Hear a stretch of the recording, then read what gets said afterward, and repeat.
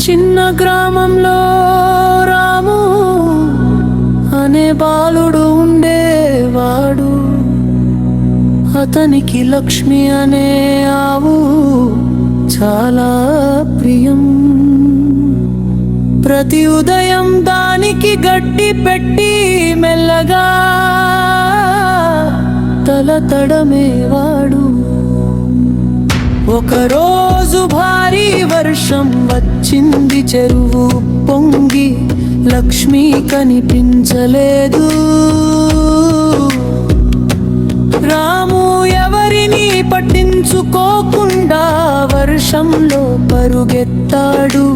చెరువు కట్ట దగ్గర తన ఆవు చిక్కుకుపోయినట్టు కనిపించింది.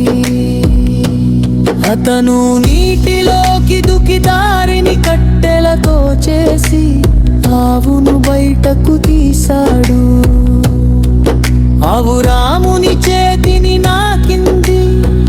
రాము నవ్వుతూ అన్నాడు, లక్ష్మి, నువ్వు నా ఆవు కాదు, నా ప్రాణుడు.